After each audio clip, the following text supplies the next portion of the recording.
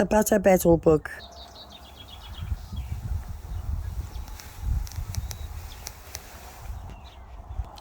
On the last day of summer, about 10 hours before fall, my grandfather took me out to the wall. For a while he stood silent.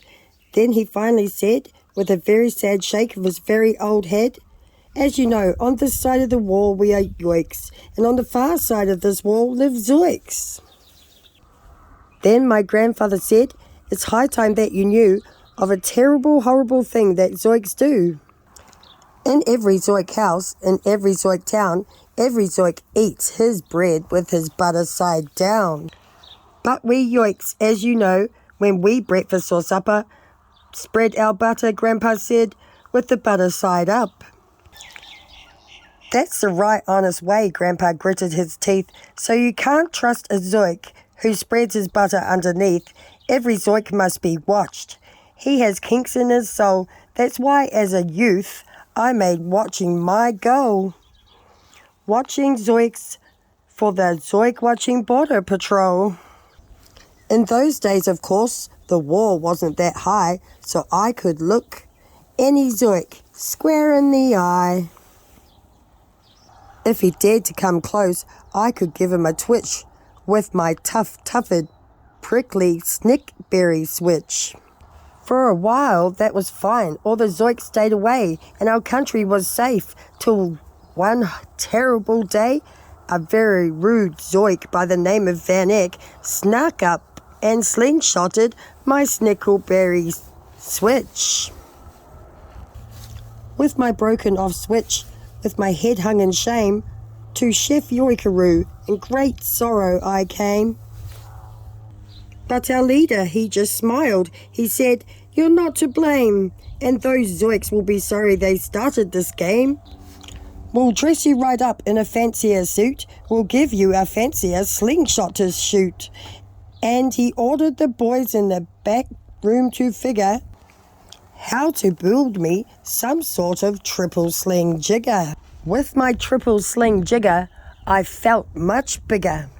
I marched to that wall with great vim and great vigour, right up to Van Eck with my hand on the trigger. "I'll have no more nonsense," I said with a frown, "from you zoiks who eat your bread with your butter side down." From zoiks who eat bread with butter side down? Van Eck looked quite sickly, and he ran off very quickly. I'm unhappy to say he came back the next day in a spiffy new suit and a big new machine. He snarled and he said, looking frightfully mean, "You may fling those hard rocks with your triple sling jigger, but I also now have my hand on the trigger. My wonderful weapon, the jigger rock snatch 'em, will fling 'em right back just as quick as we catch 'em. We'll have no more nonsense, we'll take no more gulp from you yoiks who eat bread with the butter side up." "I have failed, sir," I sobbed as I made my report to the Chef Yoikaroo at the headquarters fort. He just said, "You've done nothing wrong at all of any sort. Our slingshots have failed. That was old-fashioned stuff. Slingshots, dear boy, aren't modern enough. All we need is some new fandangle kind of gun. My boys in the back room have already begun to think up a whoppling whiz-zinger one. My bright boys are thinking they're right on track. I think they'll think up one quick, and we'll send you right back." They thought up a great one. They certainly did.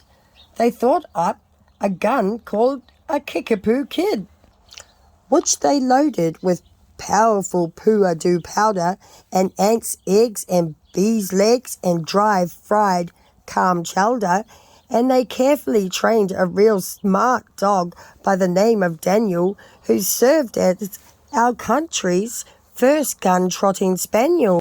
Then Daniel, the Kickapoo Spaniel, and I marched back towards the wall with our heads held up high while everyone cheered and their cheers filled the sky. Fight, fight for the butter side up, do or die. Well, we didn't do and we didn't die, but we sure did get worse. Poor Daniel and I. Van Eck was there too, and he said, "That old pig." The boys in my back room invented this rig called the 8-nozzle elephant-toted boom blitz. It shoots high explosive soundstone cherry pips and will put your dumb kickapoo kid on the fritz. Poor Daniel and I, we were scared, white out of our wits. Once more, Van Eck, I was best and beat. Once again, I limped home from the wall in great defeat. I dragged and I sagged, and my spirits were low as I thought they could ever go, when I heard a boom blah and a diddly-dee-doo, and the old butter-up band marched up over the hill. The chief yoikero had sent them to meet me, along with the right side up song girls to greet me, and they sang, "Oh, be faithful, believe in thy butter," and they lifted my spirits right out of the gutter. "My boy," smiled Chief Yoikeroo, "we've just voted and made you general. You've been promoted.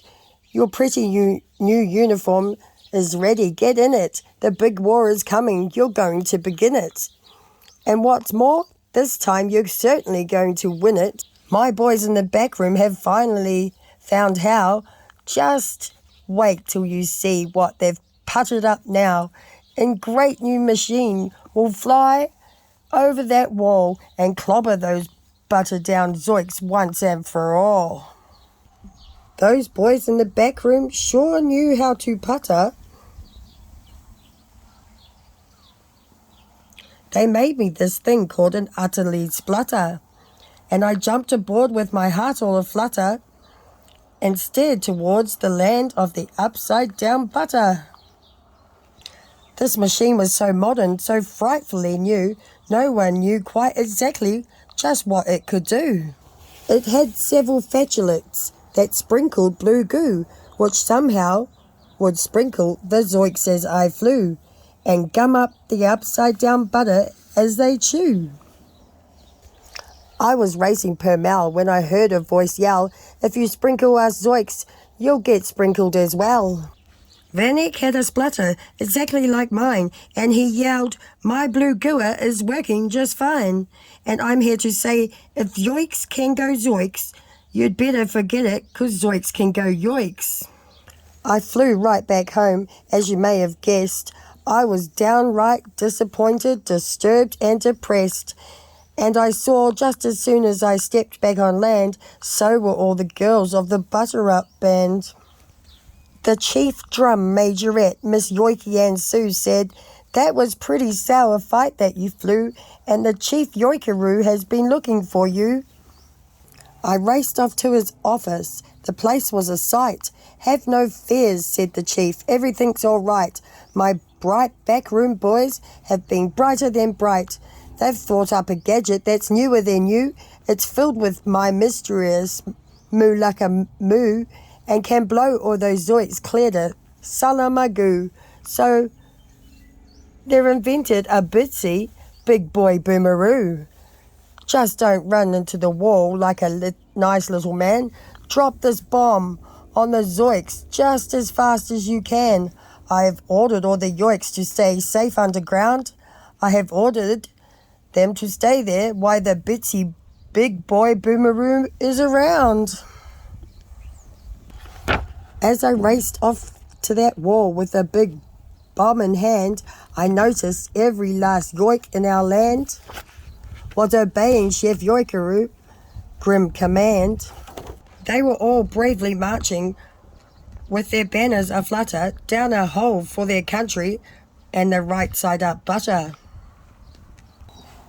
Then when my grandfather found me, he grabbed me, he said, "You should be down that hole, and you're up here instead." But perhaps this is all for the better somehow. You see, we'll make history right here and right now.